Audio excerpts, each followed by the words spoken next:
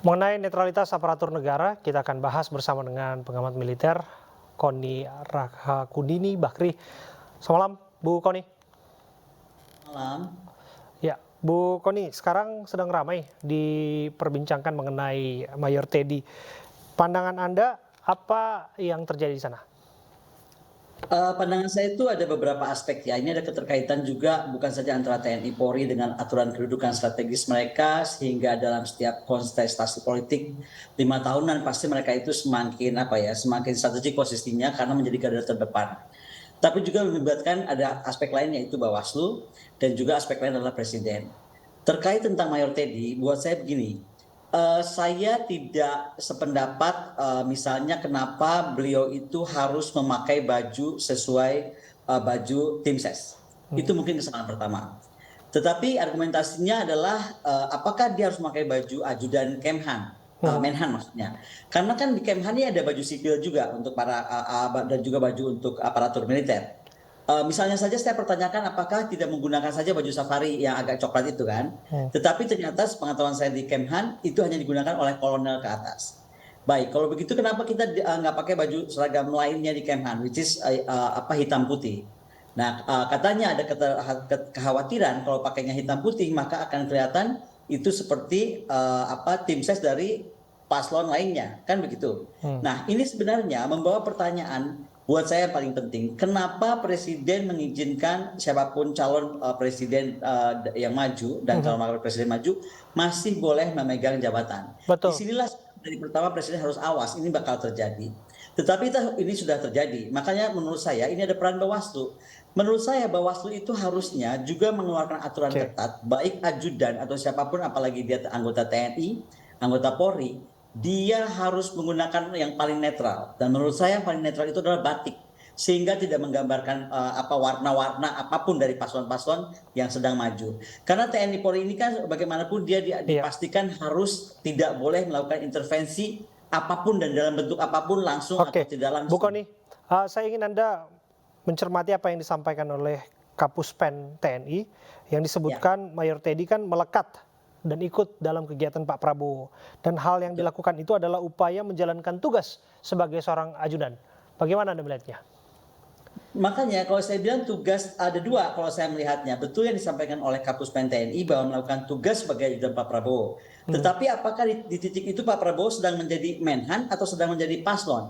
Nah, kalau dia sedang menjadi paslon, maka dia menjadi tugasnya dia itu adalah menjaga calon presiden dan calon wakil presiden. Ini dua melekat nih, ya kan? Apakah dia sedang menjabat sebagai ajudan menhan atau pengawalan untuk capres cawapres yang memang wajibnya. Nah, makanya untuk saya yang mengherankan adalah kenapa bajunya harus sama dengan tim ses, itu aja. Karena menurut saya semua tim ses dari semua paslon untuk menjaga netralitas TNI Polri, maka pertama duduknya mungkin tidak di situ, itu nomor satu. Yang kedua adalah menggunakan batik. Jadi Oke. mereka memang lain sekali terlihat. Bu Koni, kalau begitu serba sulit dong jadi ajudan masa-masa saat ini. Karena kita tahu kan bukan hanya Pak Prabowo sendiri yang Ya, saat ini sedang berkontestasi. Ada Pak Mahfud MD juga yang kita ketahui juga dia punya ajudan juga. Tentu saja di sana yang mewakili. itu yang tadi saya ceritakan. Kan akhirnya, maka tadi saya bilang ini kesalahan pertama mungkin kepada presiden yang mengeluarkan aturan akhirnya semua calon tuh masih boleh menjabat. Makanya akhirnya ajudannya melekat, kan begitu tadi saya sudah bilang di awal. Yang kedua, tadi saya bilang menjadi Mayor Teddy sekarang dia bingung. Kalau dia pakai baju seragam Kemhan, dia nggak bisa pakai safari karena dia belum kolonel. Dia nggak bisa pakai seragam hitam putihnya karena dia akan dianggap dari paslon lain. Makanya tadi saya sarankan mulai sekarang mungkin Bawaslu yang harus tegas mengedepankan bahwa semua ajudan terlibat dalam pendampingan calon presiden, Oke. calon wakil presiden harus menggunakan batik. Itu nomor Nah, satu. oke. Karena, Tetapi silakan boleh, silakan Pak Koni, saya akan masuk. tapi itu baru netralitas tentara ya. Saya juga boleh nggak sampaikan tentang netralitas Polri. Silakan. Dalam hal Polri juga sama. Tapi dalam hal Polri kita juga mesti perhatikan isu-isu di masyarakat yang sekarang menyatakan tentang Satgas Polri.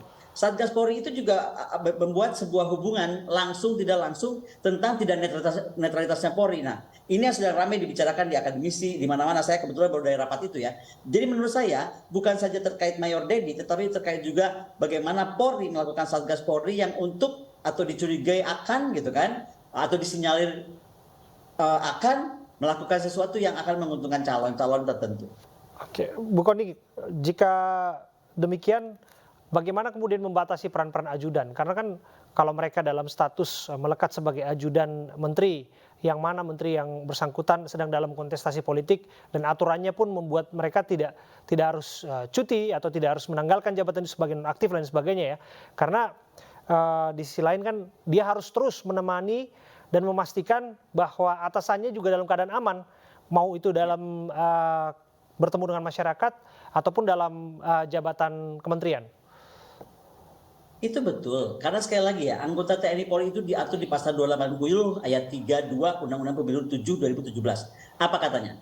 Dia dilarang ikut sebagai pelaksana tim kampanye. Nah tadi dengan baju birunya itu, dengan duduk di situ ya kan, itu kelihatannya saya jadi bingung, dia tuh menjadi ikutan tim ses atau sebagai ajudan atau sebagai pendamping pengawal VVIP calon presiden dan calon wakil presiden. Untuk itu saya bilang tadi di awal, ini bukan cuma masalah TNI-nya tidak netral atau polisinya tidak netral atau netral, tapi Bawaslu sendiri berkewajiban melakukan tugas-tugas yang adil dan sesuai wewenangnya. Misalnya apa? Pembinaannya bagaimana? Kan Bawaslu nggak buta, dari awal tahu bahwa ternyata calon-calon presiden dan wakil presiden itu masih boleh menjabat, sehingga ada kewajiban ajudan itu masih mengawal si menteri dan Menko misalnya, ya kan? Tapi at the same time dia juga calon presiden, makanya sekarang saya bilang ini bingung. Apakah ini menjadi calon sebagai pendamping ajudan pribadi Menhan atau sebagai pendamping atau pelindung calon presiden? Nah, daripada kita pusing dengan argumentasi seperti itu, dan saya lihat misalnya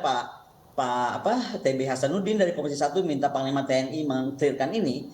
Saya rasa selain PR di Panglima TNI untuk meyakinkan anak buahnya dan para anggota yang menjalankan tugas, ini tugas penting Bawaslu menurut saya. Karena kalau saya jadi Bawaslu, sekarang daripada mereka menjadi bingung, diwajibkan saja untuk para ajudan ataupun para pendamping calon presiden dan presiden itu menggunakan batik.